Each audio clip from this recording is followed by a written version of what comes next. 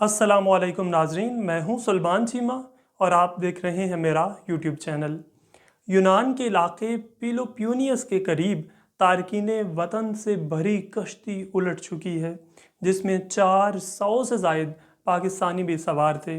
बेगौर कफन साहले समंदर पे पड़ी और समंदर में डेथ जोन से भी नीचे चले जाने वाली ये लाशें पाकिस्तानी हुक्मरानों की लाशें हैं। ये तबकाती निज़ाम की लाशें हैं। ये अदलो इंसाफ की लाशें हैं। ये वडेरा शाही की लाशें हैं। ये मेरिट की लाशें हैं। ये सलाहियतों की नाकदरी की लाशें हैं। ये मुल्क में गैर मुसावी तकसीम की लाशें हैं। ये शराफिया की लाशें हैं। ये पोसीदा निज़ाम की लाशें हैं। ये कोई पहला वाक़या नहीं कि लोग बेहतर मुस्तकबिल के लिए मुल्क छोड़ कर गए हों। कश्तियाँ भी डूबती ही रहती हैं। अभी 100 दिन भी नहीं हुए थे कि कश्ती इटली के साहिल के करीब डूबी थी, मगर अब की बार ये लोग इस सोच में निकले थे कि इससे पहले कि किसी रस्म पे वारे जाएं, चल किसी ख्वाब की तकमील में मारे जाएं। माओं के जिगर जो भरी जवानी में जान की बाजी हार गए हैं, उनमें पढ़े लिखे लोग भी शामिल थे। इस कश्ती ने जितने पाकिस्तानियों को डुबोया है, ये आज तक की सबसे ज़्यादा तादाद है। 400 घर उजड़ गए हैं। पहले भी कश्तियाँ डूबती थीं और बैनुल-अक़वामी कानून है कि करीबी मुल्क उनकी मदद करेगा, और अब वो लोग भी बढ़ती हुई महाजरों की तादाद से इस कदर परेशान हैं कि कश्तियाँ डुबोई जा रही हैं उनकी बर वक्त मदद ना करके। पाकिस्तानी इदारा FIA शदीद तनकीद की जद में है। कोई भी आम आदमी किसी एजेंट तक पहुंचना चाहे तो दिन ढलने से पहले उस तक पहुंच सकता है, फिर ये एजेंसियां उन तक क्यों नहीं पहुंच पाती? अब इंसानी स्मगलरों के खिलाफ घेरा तंग किया गया है। हालांकि ये काम पहले होता तो पाकिस्तान इतने बड़े सानहे से शायद शायद बच जाता। ज़्यादातर लोगों को महफूज सफ़र का झांसा दिया गया। पाकिस्तान से दुबई, वहाँ से मिस्र, फिर लीबिया तक हवाई जहाज़ के ज़रिए पहुंचाया गया। वहाँ लोगों को काफ़ी दिन रखा गया। फिर ट्रक के ज़रिए साहिल समंदर पे पहुंचाया गया। मछलियाँ पकड़ने वाली छोटी कश्ती के ज़रिए बड़ी कश्ती तक, इसमें 700 से 800 अफराद को सवार किया गया। हालांकि इसमें गुंजाइश 400 अफराद की भी नहीं थी। इनमें ज़्यादातर पाकिस्तानी थे और पाकिस्तानियों को ज़बरदस्ती नीचे वाले हिस्से में भेजा गया। चंद एक अरसे पे थे। एजेंट आम तौर पर पुरानी कश्तियाँ लेते हैं क्योंकि ये सस्ती पड़ती हैं। इसका इंजन बार बार बंद होता रहा। 4 दिन सफ़र के बाद उनके पास पानी ख़त्म हो चुका था। बोतलों के ज़रिए समंदर का नमकीन पानी भर भर कर पीने पे मजबूर हुए। एक आध बार करीब से गुजरते जहाज़ों से भी पानी मांगा गया। पर यूनान के साहिल पर 7 घंटों तक रुकी रही। चली तो हिचकोले खाने लगी। मदद के लिए वायरलेस किए गए 2 शिप उनके पास ही थे, मगर मदद करने में उन्होंने बहुत देर कर दी। देखते ही देखते पहले एक हिस्सा फिर दूसरा हिस्सा भी डूब गया। जो लोग ऊपर वाले हिस्से में थे छलांगे लगा गए, जिन्हें बाद में रेस्क्यू कर लिया गया और नीचे वाली कश्ती के साथ ही समंदर के उस हिस्से में चले गए जहां रेस्क्यू ऑपरेशन भी मुश्किल होता है। फिर मीडिया पर मुख्तलिफ नंबर और मुख्तलिफ बयानात आते रहे। एथेंस में सफारत खाने के मुताबिक हादसे के नतीजे में 78 अफराद की हलाकत की तस्दीक हुई। फिर तादाद बढ़ती गई जबकि 104 अफराद ज़िंदा बच गए, जिनमें 12 पाकिस्तानी भी थे। पाकिस्तानी सफारत खाने ने हादसे में ज़िंदा बच जाने वालों से मुलाकात भी की। मरने वालों की शनाख्त ताहाल नामालूम है क्योंकि लाशें नाकाबिल शनाख्त हैं। यूनानी हुकाम लाशों की शनाख्त के लिए DNA टेस्ट कराएंगे। सफारत खाने की जानिब से अपील की गई कि जिन पाकिस्तानियों को अंदेशा है कि उनके रिश्तेदार इस कश्ती पर सवार थे, वो शनाख्त के लिए DNA के नमूने भेजें ताकि आसानी से मैच किए जा सकें, या लापता शख्स के पासपोर्ट नंबर के साथ उस शख्स के वालिदैन या बच्चों के किसी मारूफ लेबार्ट्री से हासिल करदा DNA रिपोर्ट पाकिस्तानी सफारत खाने की ईमेल एड्रेस पर भेजी जाए। हादसे में जाँ बहक या लापता होने वालों में आज़ाद कश्मीर के मुख्तलिफ इलाकों से ताल्लुक़ रखने वाले मुतअद्दद अफराद के शामिल होने का खदशा है। सानहे का सबब बनने वाले वाक़यात ताहाल वाज़ेह नहीं हैं। यूनानी कोस्ट गार्ड और सरकारी हुक्काम का कहना है कि यूरोप की फ्रंटेक्स एजेंसी के एक निगरान तैयारे ने हादसे का शिकार होने वाली इस कश्ती को देखा था।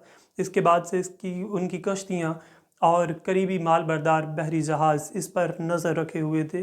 یہ کشتی کھانا اور پانی لینے کے لیے کچھ دیر کے لیے رکی تھی، لیکن کشتی پر سوار ایک شخص نے اصرار کیا کہ کشتی پر سوار افراد اٹلی کی جانب سفر جاری رکھنا چاہتے ہیں۔ کشتی کے عملے نے انجن کی خرابی کی اطلاع دی۔ قریب ہی سمندر میں گشت کرنے والی کشتی نے مسئلے کی جانچ کے لیے فوری طور پر کشتی تک پہنچنے کی کوشش کی۔ 24 منٹ بعد گشت کرنے والی کشتی کے کپتان نے ریڈیو پیغام بھیجا کہ کشتی الٹ گئی ہے۔ 15 منٹ کے اندر اندر یہ کشتی ڈوب چکی تھی۔ یہ دعویٰ بھی کیا جا رہا ہے کہ کوسٹ گارڈ نے اس کشتی کو رسی کی مدد سے تیزی سے گھسیٹنے کی کوشش کی تھی، لیکن تارکین وطن نے انکار کر دیا تھا۔ حالانکہ حادثے میں بچ جانے والوں کا کہنا ہے کہ ہماری مدد کے لیے رسی سے کھینچا گیا تھا، جس سے کشتی کا توازن مزید بگڑ گیا تھا۔ تاہم یہ سوالات اٹھائے جا رہے ہیں کہ لوگوں سے بھری اس پرانی کشتی کو بحفاظت ریسکیو کرنے کے لیے یونانی کوسٹ گارڈ کو بر وقت کارروائی کرنی چاہیے تھی۔ بہرحال اس حادثے کی تحقیقات لازمی ہونی چاہیے۔ اسپیکر قومی اسمبلی نے حکومت پر زور دیا ہے کہ یونان کے قریب تارکین وطن سے بھری کشتی الٹنے کی فوری تحقیقات کرے اور ذمہ داران کو قرار واقعی سزا دی جائے۔ قومی اسمبلی میں مولانا عبدالاکبر چترالی نے کہا کہ میڈیا میں رپورٹس گردش کر رہی ہیں کہ 310 پاکستانی دریا میں ڈوب گئے ہیں، یعنی شاہدین کے مطابق صرف 18 لوگوں کی جان بچائی جا سکی ہے۔